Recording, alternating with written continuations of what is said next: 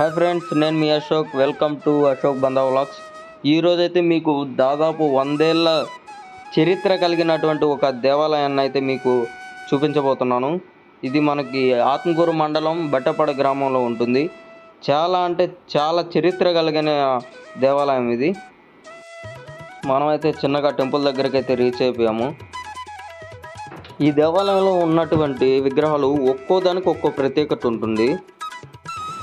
స్వామివారికి ఎదురుగా ఆంజనేయ స్వామిని అయితే ప్రతిష్ఠించారు. ఇక్కడ సాధారణంగా విగ్రహాలన్నీ కూడాను సిమెంట్తో చేసేవాళ్ళు, కానీ అప్పటి రోజుల్లో ఈ విగ్రహాలు వచ్చి బెల్లము సున్నము రెండింటిని నూరి చేశారు. ఇది మళ్ళీ మళ్ళీ చేయడం అనేది కూడా చాలా రేర్గా జరుగుతుంది.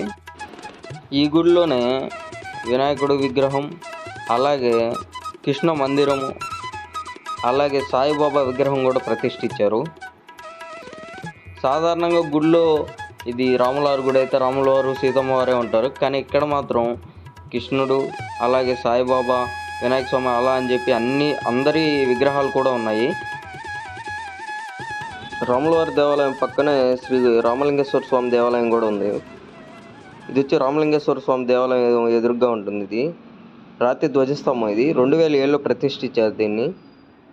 ఈ రామలింగేశ్వర స్వామి దేవాలయంలోనే 2000 సంవత్సరాలు ఉన్నటువంటి ఒక విగ్రహం అయితే ఉంది. బట్ అయితే మనం లోపలికి వెళ్ళడానికి లేదు, క్లోజ్ చేస్తున్నారు.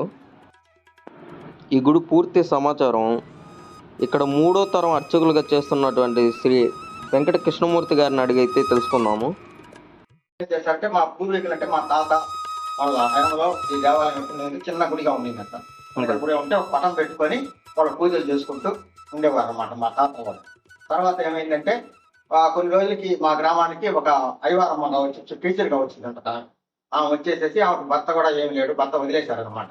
వచ్చేసిన తర్వాత 5 రూపాయల జీతంలో వచ్చేసేసుకొని ఇక్కడ గ్రామంలో అంతా మమేకమై చేసుకొని దాంట్లో మిగిలించుకొని ఆమె పిల్లలు కూడా ఇవ్వలేదు కాబట్టి ఈ గుడిని కట్టేయించడానికి అందరి దగ్గర చందాల దగ్గర తీసుకొని కొన్ని డొనేషన్ తీసుకొని ఈ గుడిని నిర్మించినారు. నిర్మించిన తర్వాత ఆమె హయాం తర్వాత కూడా ఈ దేవాలయం ఏ విధంగా జరగాల అనే ఉద్దేశంతో ఏం చేస్తుందంటే ఒక 2 ఎకరాల మాగాని, ఆ రోజుల్లో ఎంతో తెలియదు కానీ ఈ రోజుల్లో అయితే 30 లక్షలు మాగాని అది ఈ రోజు తీసిస్తున్నారు. ఇంకొక ఏం చేశారంటే ఇంకొక ఆయన మా ఊరికి ఇక్కడ తహసీల్దార్గా వచ్చి ఆత్మకూరికి ఈ దేవాలయాన్ని చేసిన తర్వాత ఇంకొక ఎకరా ఆయన కూడా 1 ఎకరా కూడా తీసిచ్చారు అనమాట. అంటే 3 ఎకరాల మాగాని ఉంది దేవాలయం. దీంతో మా పూర్వీకుల నుంచి కూడా మేము ఇక్కడ అర్చన చేసుకుంటూ వస్తూ ఉన్నాం. గత 100 సంవత్సరాల నుంచి కూడా మా తాతలు చేశారు, తర్వాత మా నాన్నగారు చేశారు, తర్వాత మా పెదనాన్నగారు మేము చేసాము, తర్వాత 3వ తరం వల్ల మేము ఇద్దరం చేస్తున్నాం. మేము మా పెదనాయన కొడుకు ఈ అబ్బాయి 3వ తరం వెంకట ఆశేషయ్య, నేను చిన్నాయన కొడుకుని వెంకట కృష్ణమూర్తిని.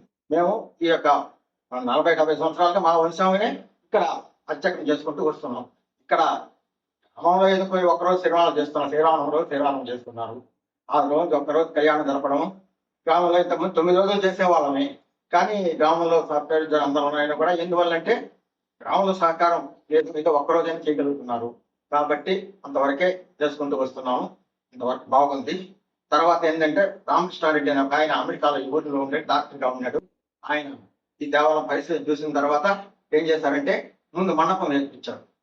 ఈ మండపాన్ని నేర్పించేసి ఇక్కడ బాగుంటుంది, పిల్లలు చందంగా పెళ్లిళ్ళు చేసుకునే దానికి ఉపయోగపడుతుందని చెప్పేసి ఇక్కడ మండపాన్ని చేసుకుంటున్నాము. తర్వాత కొంతకాలానికి ఆయన ఏం చేశారంటే అందరికీ అనుకూలంగా ఉంటుంది పెద్ద కళ్యాణ మండపం వాళ్ళ నాన్నగారి పేరు మీద, వాళ్ళ అత్తగారి పేరు మీద టీఎన్ఆర్ కళ్యాణ మండపం నిర్మించినారు.